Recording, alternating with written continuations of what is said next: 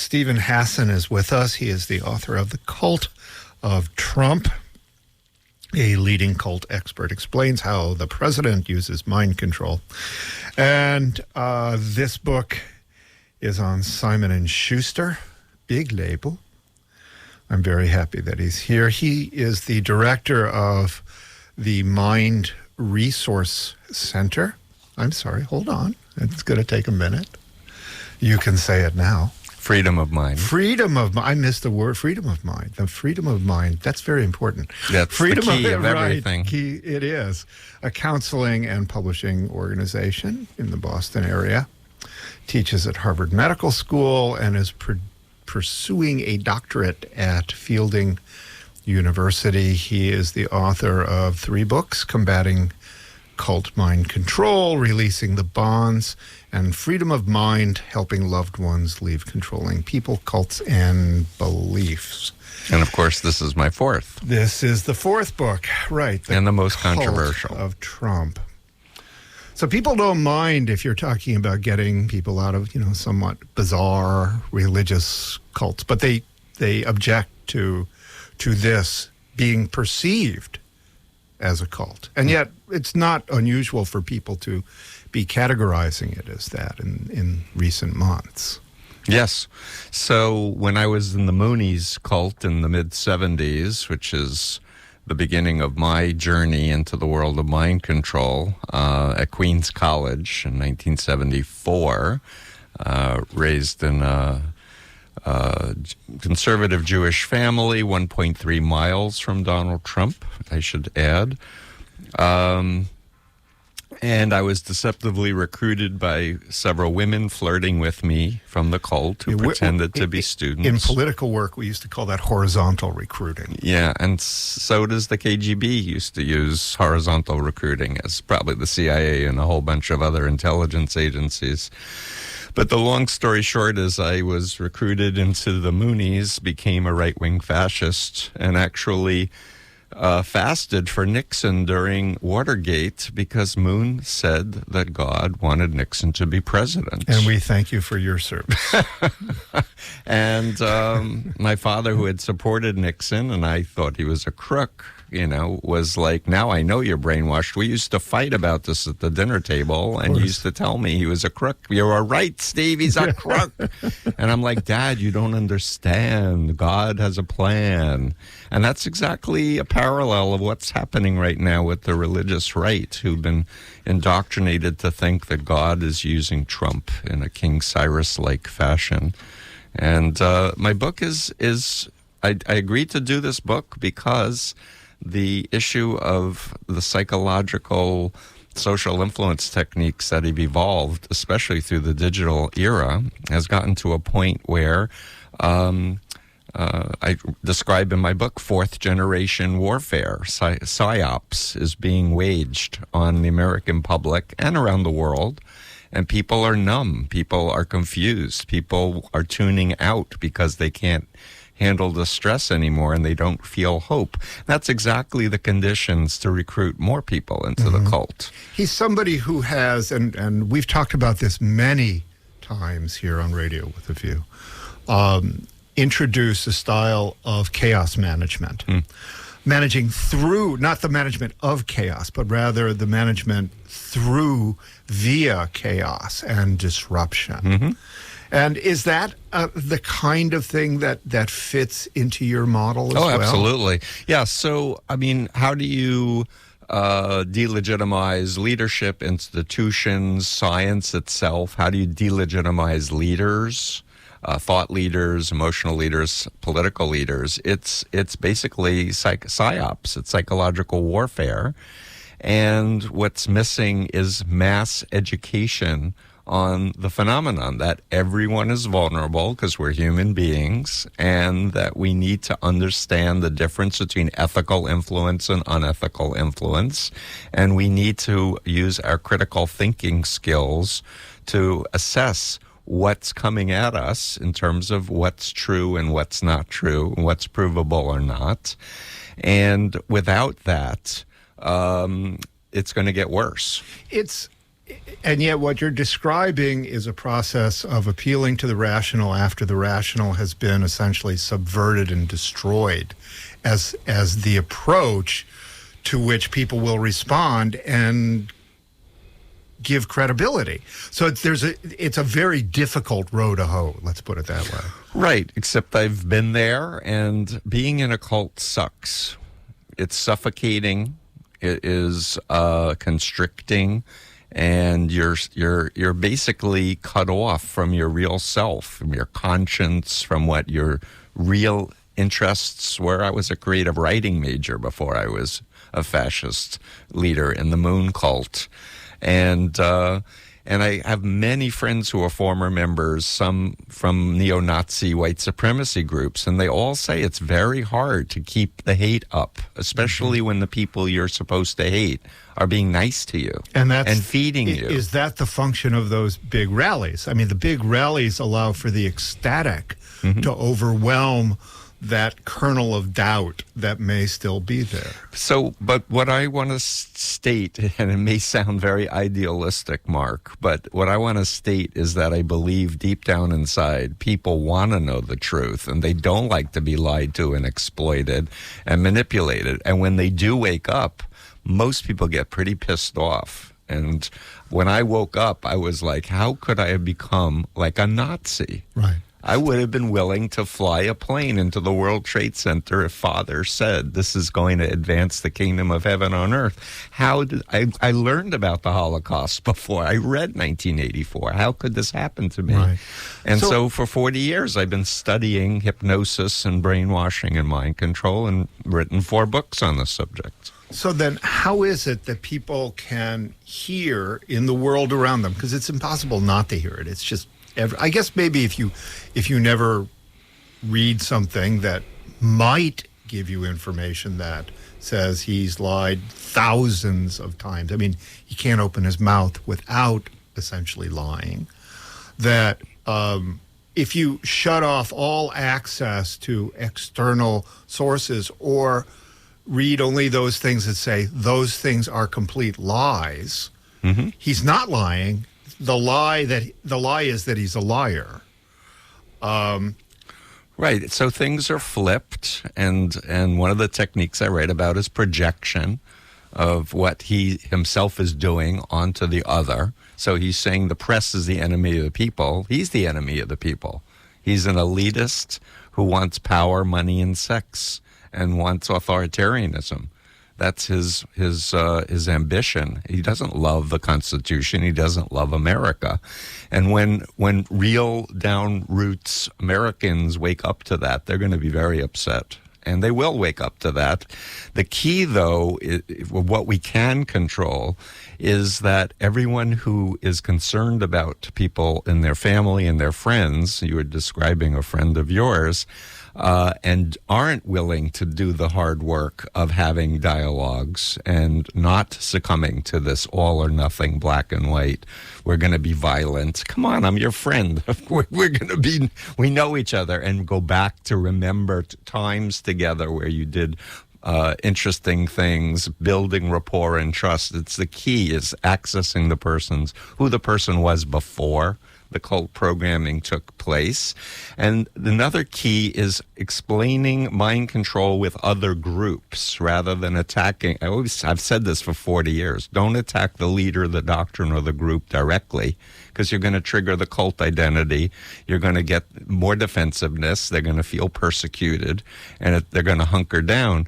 But if you talk about other groups that they would agree are cults or doing mind control, like Chinese brainwashing camps is a big one with Trump believers, or traffickers. A lot of Trump believers think he's going to help solve the sex trafficking problem in the world, even though he's one of the worst perpetrators of it, in my opinion, through Jeffrey Epstein and others.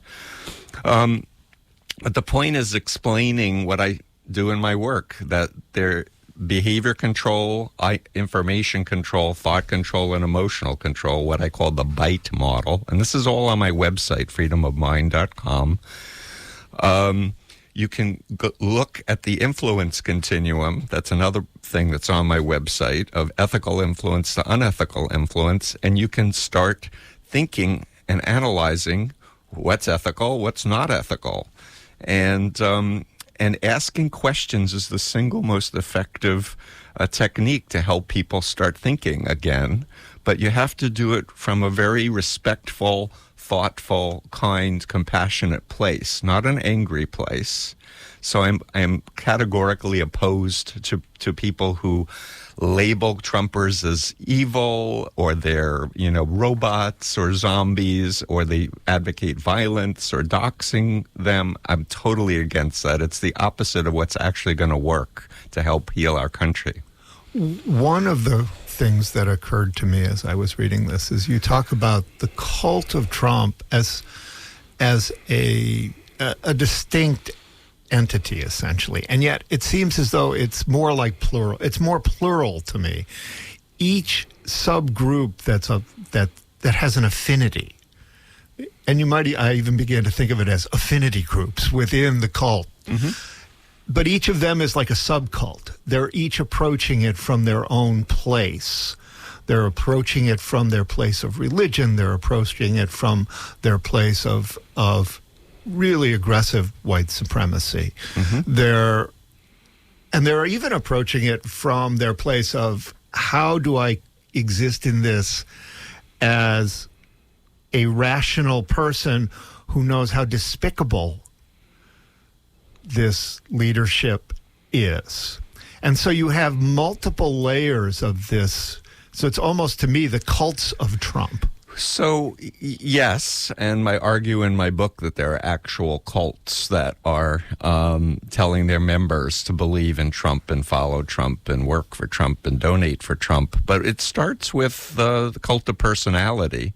Right. I have a whole chapter on malignant narcissism, and I compare Trump with my former cult leaders, Sun Myung Moon, Hubbard of Scientology, Jim Jones of People's Temple, and a number of other cult leaders, and there are distinct psychological features and behavioral patterns that he fits. And I would add that James Comey said it's like he's a mafia don, is how he is operating. And of course, the mafia is a cult. And I would add that from my point of view, there are ethical cults and there are unethical cults. So the word cult in and of itself is not an automatic pejorative term. I candidly said I happily joined the TEDx cult when I was asked at MIT to do a TEDx talk about technology controlling people's mind. It is a cult, but I'm happy to be there, and I'm free to leave, and it's inspiring people to think from different points of view and expand themselves versus the repetition of the black and white all or nothing indoctrination that the whole world is falling apart, but only the great Savior can help them. But I also wanted to point out or say the obvious, which is Vladimir Putin was a KGB agent whose job it was to recruit and indoctrinate and manipulate agents. Was his job. And he's gone on with the destruction of the Soviet Union to create an ex-KGB kleptocracy, oligarchy, whatever, and they want to destroy America's prestige, and they want the Magnitsky Act to be abolished. I mean, it can go on and on and on. Malcolm Nance has a new book I'm reading right now where he says that he's an out-and-out asset of Putin. He doesn't even say he's a useless idiot anymore, which is what Malcolm Nance, the former intelligence operative, said. But coming back to what any of your listeners, what I want to say is there is hope, but it's going to take organized effort. It's going to take people educating themselves, organizing. And I would like to create a movement of heroic resistors who take the high road and don't succumb to the isolation tactics. Because I was on Chauncey DeVega's show a couple of times, and I heard his recent show, and he was saying, don't talk to anybody who's a Trump supporter because they're evil. And I emailed him. I said, Chauncey, in my opinion, that's wrong advice. They're not evil. They've been co-opted. And you want to make efforts to help people to get in touch with their own sense of self. Would they want their daughter to be with someone who was a pathological liar? Break it down to small, bite-sized, relatable pieces. I'm working on a paper for my doctoral program right now that's analyzing Sarah Silverman's interactions with David Weissman, who is a self-professed MAGA troll, who he expected her to treat him badly, and she was kind, thanked him for his service as a former military veteran, and got him thinking about who's lying to who. And now he's speaking out against the cult of Trump, and I'm analyzing that whole interaction, and it was all done on Twitter. So I do have hope that if enough young people who are facile with social media get together in an organized, intelligent way, we can start to turn the tide in the right direction. We are speaking with Steve Hassan. He is the author of The Cult of Trump, and he is the director of the Freedom of Mind Resource Center. And he's somebody who has been pursuing work on the question of cults for 40 years, and on the damage and the way out, essentially, for dealing with this. One of the big questions that arises as you do this kind of research is, what is it that makes people vulnerable at a specific moment? Why slip into it when people do? And I was wondering what your thoughts are. Great about question. that. So I want to just start with a little principle from social psychology research. It's called the fundamental attribution error. I'm going to answer your question in 1 second. But the fundamental attribution error describes when people are trying to understand why other people are doing what they do. They over-attribute personality variables or dispositional variables and under-attribute social influence variables. And what social psychology teaches is we are social beings, and we have 5 senses, and we are very affected by the people and the leadership that we look to. So that said, people go through situational, vulnerable moments, breakup of a relationship, death of a loved one, illness, graduation, losing a job, moving to a new city, state, or country, that they're always going to be more vulnerable. But now we're faced with a world situation where countries feel vulnerable, especially with global climate crisis, looming. People are feeling very angry and helpless and confused and numb. And the key thing is for everyone to kind of take their own temperature of how numb are you. And yes, you do want to turn off social media if you're feeling overwhelmed and you're feeling numb, but you don't want to tune out completely, because it's really going to take a movement of alert, intelligent, awake people who are going to say, you know what? Truth matters. Science matters, facts matter, and we can't allow demagogues to take away our freedoms, because authoritarians want power. Power, money, and sex. That's the 3 universals of all cult leaders. You are listening to Radio with a View on WMBR. We're going to play a short song, and we'll be back in just a couple of minutes. This is from Kelly Loader, her new album, Benefit of the Doubt, Molded Like a Monster. Oh. Actually, it's Robert Reed. Ship of fools making hay, all decked out on a sunny day. Corks popping, dance floor rocking, swing your partner. Danger up ahead, but we're too busy going back to bed. Now don't you cry, just close your eyes and pray to your mama that you survive.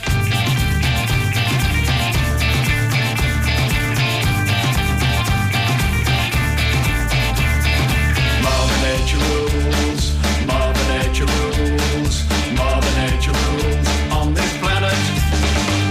It's a party time. Yeah, it's a party time. Time for getting high. Come on, your ship's arrived. Better come on board. It's party time. It's a party time. And the beat's alive. In our garden of delight. Want a little more. Human race almost run. Conga line to oblivion. Now drain your cup and fill it up. There's no tomorrow. Time is slipping, cheerio. Better get your ticket to the final show and send your love to Lord above and hope you bet on the winning one.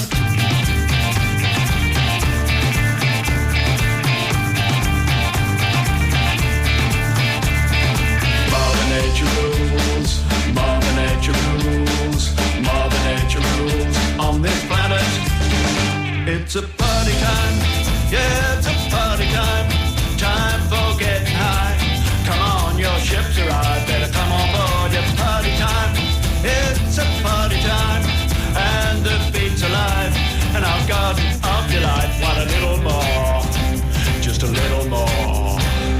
Ship of fools, salad days. All dressed up and we're out to play. A party jumping, dance floor pumping. Swing your partner. Major danger, red alarm. But we're down here having too much fun. Now don't you cry, just close your eyes and pray to your mama you will survive.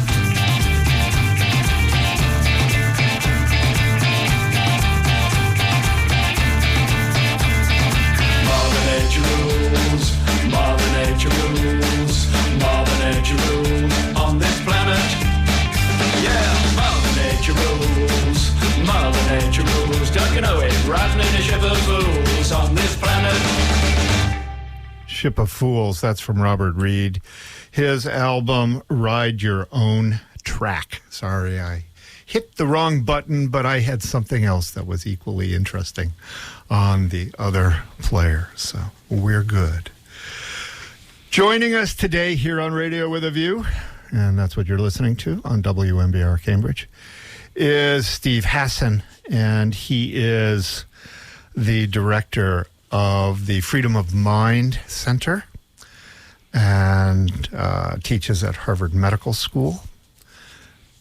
Yeah, I'm not on salary, but I do teach fourth-year psychiatry residents about cults and brainwashing, trafficking.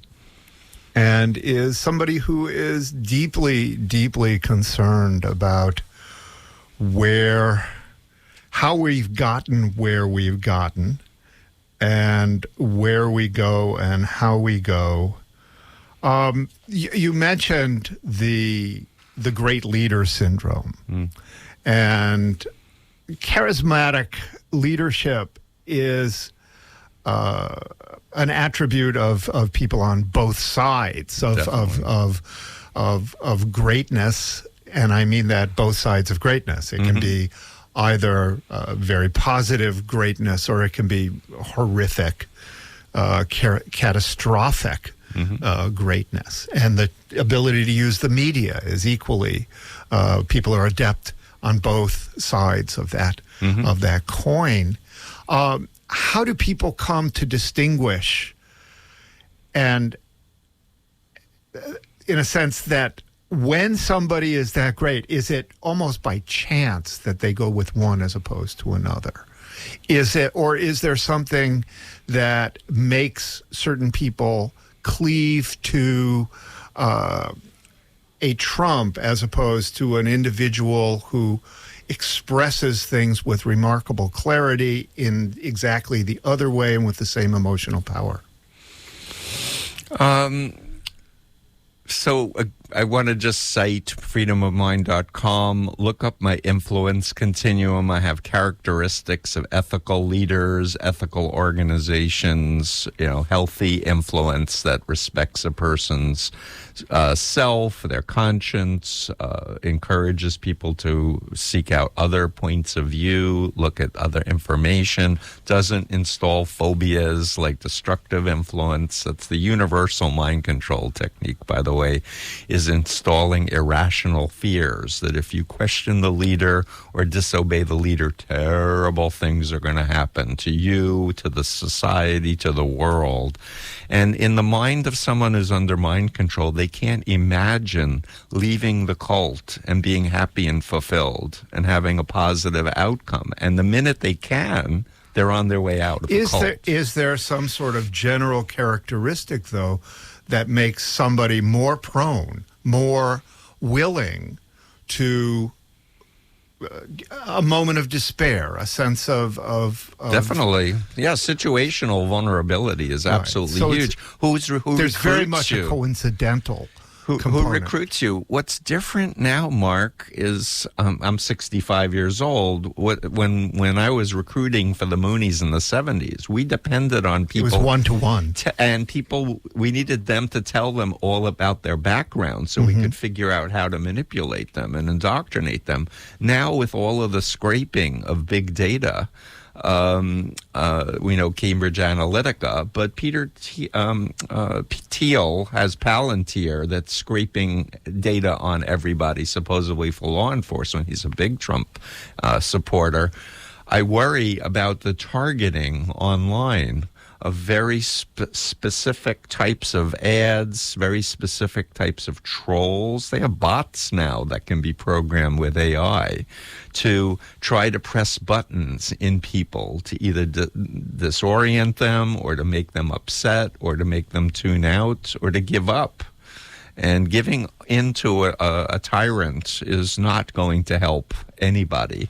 It's going to only allow the dictators and the controllers to take over faster.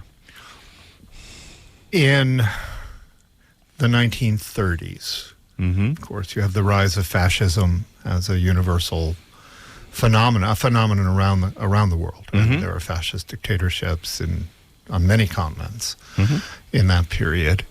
And are explicitly fascist. Yeah. Do you feel comfortable using that term in relation to what we're experiencing? I do feel comfortable in the sense that that's where we're headed. We're not there yet, and the election next year is going to be absolutely vital that he's taken out of power. Do you feel as though, and one, if you have to, I guess the election is vital. Can you even trust the election? But even more, do you feel that the impeachment dilemma that we are facing and the impeachment process that's moving forward is going to be doing more to, in a sense, rally his troops or undermine his troops? Do you find yourself worried that the road that's being traveled down is actually going to prove counterproductive? So I thought that after the Mueller report, an impeachment process should have been started immediately. And I do think that we have to appeal to people's authentic selves and to a sense of righteousness and justice, the Constitution, etc. I think the Trump supporters would like critics to think that the impeachment process is the wrong thing, but I think it is the correct thing to do. But what's missing, and I don't want to sound self-referential here in terms of my book, The Cult of Trump, but what's missing is Adam Schiff is using the term the cult of Trump. So many other top leadership are referring to it as the cult of Trump, but nobody's talking about the nuts and bolts of what actually makes a mind control cult. I mean, why and how it is to a cult. solve it. Yeah, why it is a cult and why that is a worrisome phenomenon and what it means. Right. And so my book came out October 15th, and aside from Greater Boston, I was on Brian Stelter's CNN show last week, and then immediately Tucker Carlson goofed on it, and then it went to Breitbart, The Blaze, Rush Limbaugh, all of it. The Dems are calling us a cult. They are the cult. And I expected to be invited on a lot of other major shows to discuss why a cult expert is spelling out what are the variables of a destructive cult and how to wake people up. No invitations.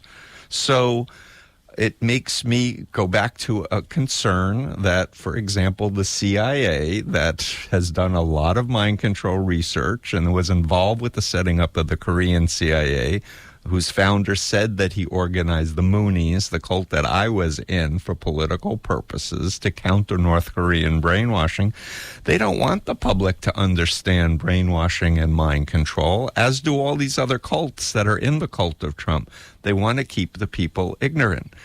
I want to tell you a brief story. I was going to present 2 papers at an international conference for law and mental health in Rome this summer. And I get a call 3 days before I'm about to get on a plane telling me from the president that the whole conference... The president of the conference. Yes, thank you. The president of the International Academy of Law and Mental Health, who's in charge of this Congress, that the whole Congress is being threatened to be canceled if I show up at all. Please don't come. And I find out that one of the Italian professors who is involved with Opus Dei, which is the same group William Barr is involved with, the Catholic right-wing group, said that I wrote a book about Trump and that I'm a bad person, and so I was begged not to show up because the organization would go bankrupt. And so it gave me a window into just how dangerous my book is and my material is to the powers that be. What you're describing is conspiracy, okay, in the sense that it's normal networking in a certain way, but it's operating at a level of political intent and control that is an intersection of groups that make it conspirational.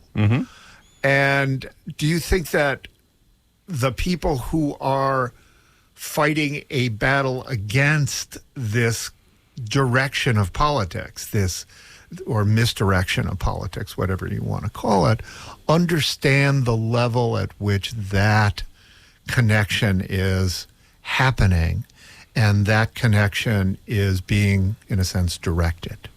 No, I wrote about a cult called The Family. My former cult was called The Family also, as was Manson's group, and the Children of God were also called The Family.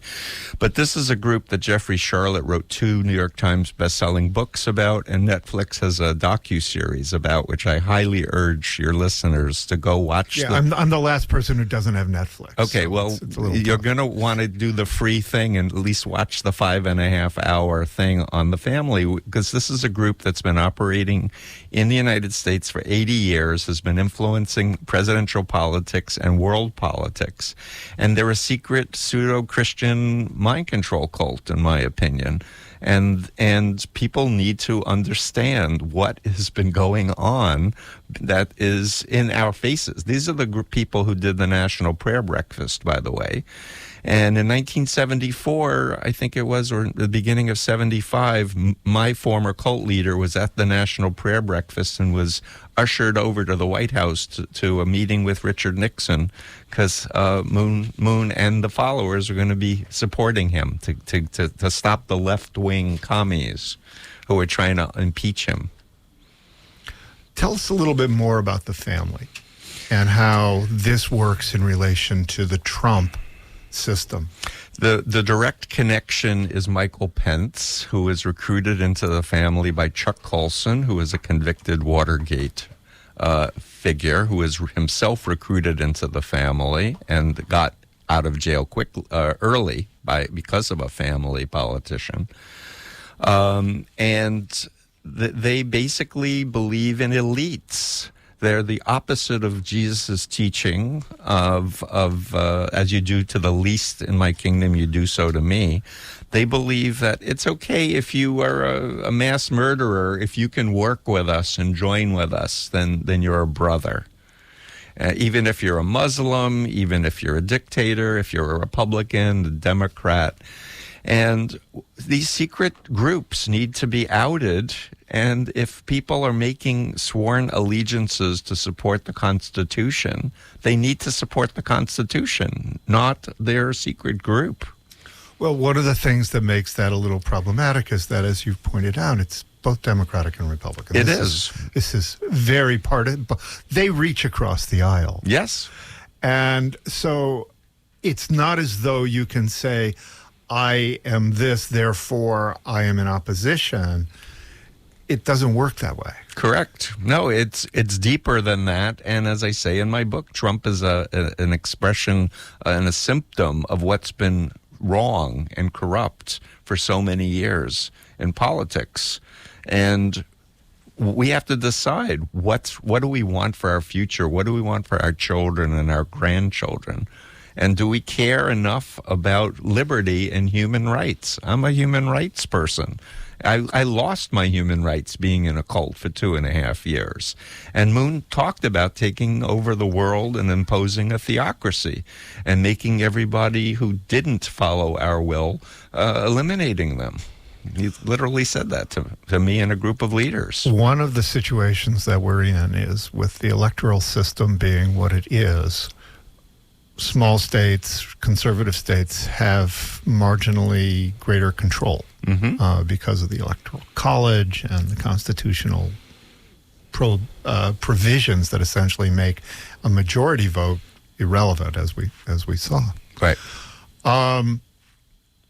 How does one overcome that in relation to the kind of change that has to be achieved in a short period of time to make sure that we don't get a repeat of a minority, narcissistic, sociopathic administration? And I don't just mean Donald Trump. Absolutely. I mean what is your, and this is really probably going to be where we're going to close down today, but where is that,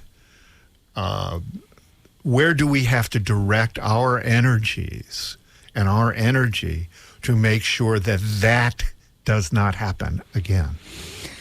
I have to believe in the vast number of really brilliant, well-connected people and people with resources who see there's a real problem, getting educated and figuring out how to work together systemically. It's my understanding that monies that were needed to shore up the electoral election system has been held back, etc. So there's going to need to be some really brilliant people putting their minds together for the next year. And it's not just going to be the impeachment inquiry. It's got to be something where people actually understand what is a mind control cult and how to wake up people. But the power is in former members. And cult leaders hate former members, and they program their followers to despise as incredible ad hominem attacks against all former members. Look at what's been going on with Scientology and Leah Remini and the former number 3 person of the cult, Michael Rinder. But they had an Emmy Award-winning show for 3 seasons, and a lot of people watch it, and they can continue to watch it. And the leader, David Miscavige, hates that. Knowledge is power, but empowering former members to have a voice, to speak up, and to use them to educate other people about what was really going on inside cults is going to be key. And there are millions of Americans who are former cult members. Millions, former members of multi-level marketing cults, religious cults, but we have to start working together and communicating at a much higher level, I think. We've been speaking with Steve Hassan. He's the author of The Cult of Trump. He is the director of the Freedom of Mind Resource Center. And Steve, I want to thank you very much for joining us today. It's been a real, I won't say pleasure. I mean, it's been a pleasure to have you here, but the conversation is a particularly fraught one. Yes, but a necessary one for anyone who loves human rights. Yeah. And that is where we will leave it for the moment. And I just say thank you for joining us on Radio with a View. It's been a real pleasure to have you here. Pleasure to be on. Thanks so much, Mark.